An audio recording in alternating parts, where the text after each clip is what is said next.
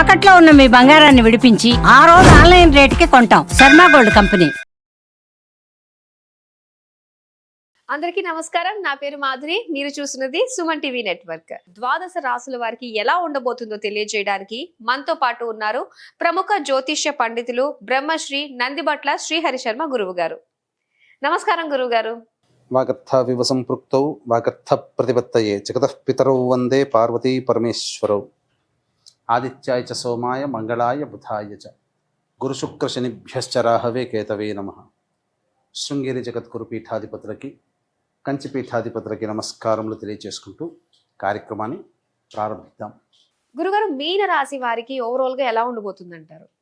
ద్వాదశ రాశులలో భాగంగా మే 18వ తారీఖు నుంచి 31వ తారీఖు వరకు ఈ 12 రాశుల వారికి ఏ విధంగా ఉండబోతుందో తెలుసుకునే ముందు గ్రహ సంచారం గురించి తెలుసుకుందాం.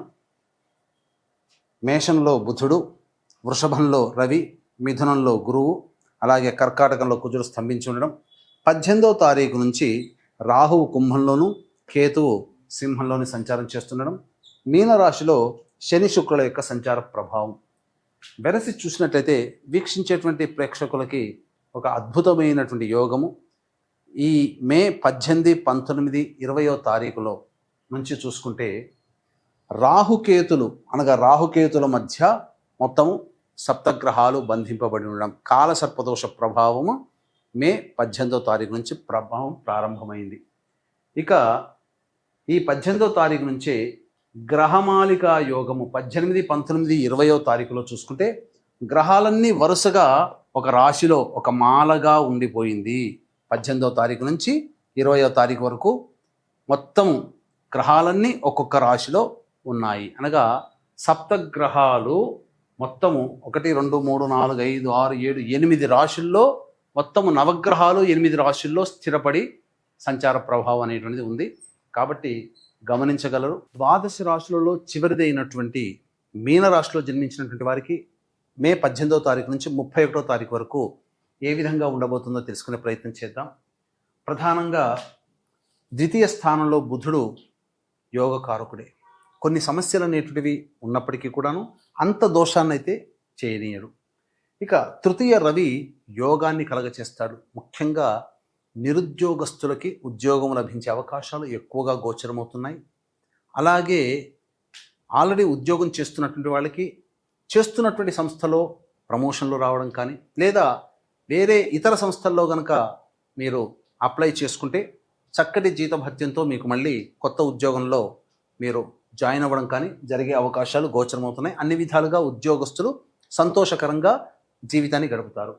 చతుర్థ గురు సంచార ప్రభావం కాస్త కష్ట నష్టాలు, చేస్తున్నటువంటి పనులలో ఒత్తిడితో కూడుకున్నటువంటి అపజయాలు ఉంటాయి.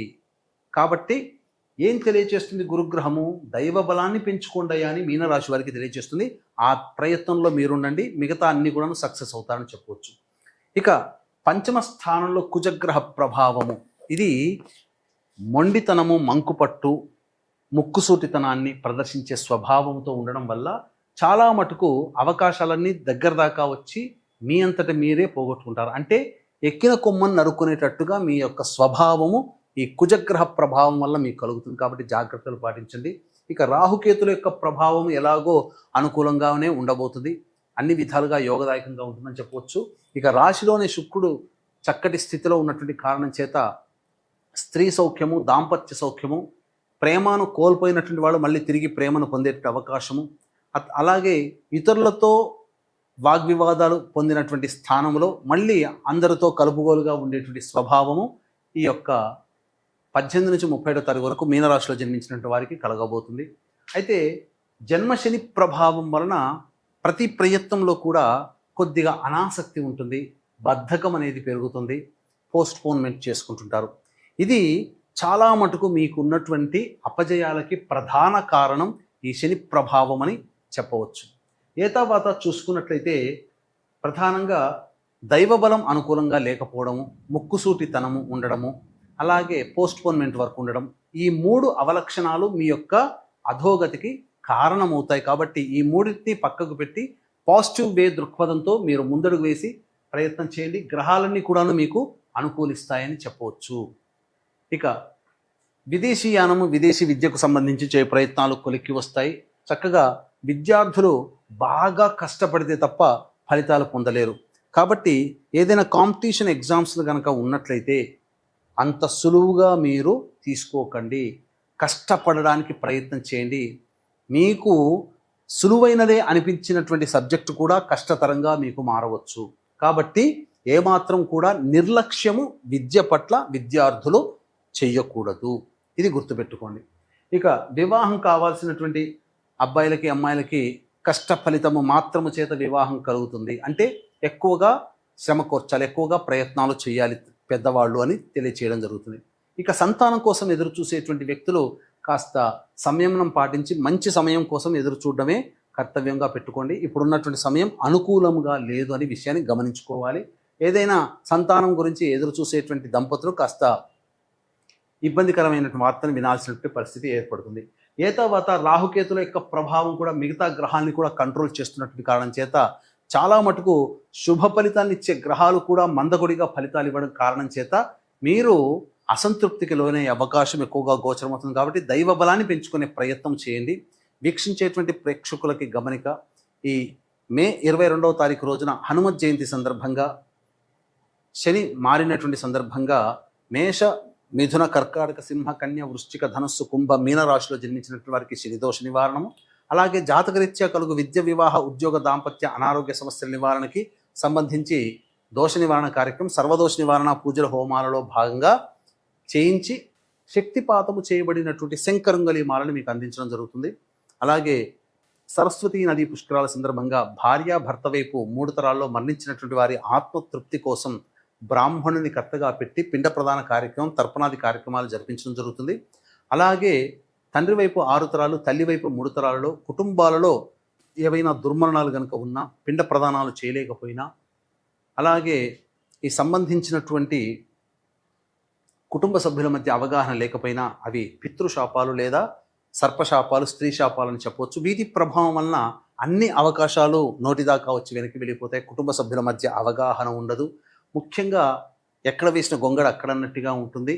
ఏ పరిస్థితిలో కూడా అపజయమే తప్ప విజయాన్ని పొందలేరు. కాబట్టి ఇటువంటి దోషాల నివృత్తికి ఈ 26వ తారీఖు రోజున అమావాస్య సందర్భంగా కర్ణాటకలోని రుద్రగయ క్షేత్రములో ఈ పితృదోష సర్పదోష మరియు స్త్రీ శాప నివృత్తికి పూజాది కార్యక్రమాలు జరిపించడం జరుగుతుంది. వాటి వివరాలు కూడా కార్యక్రమం తదనంతరం కాంటాక్ట్ చేసి తెలుసుకోవచ్చు. ఇక దైనందిన జీవితంలో 18వ తారీఖు నుంచి 31వ తారీఖు వరకు ఎలా ఉండబోతుందనే విషయం తెలుసుకుంటే 18, 19, 20వ తారీఖులో కనుక చూసుకుంటే అన్ని రంగాలలో ఉన్నటువంటి వారికి ఆనందకరమైనటువంటి పరిస్థితి.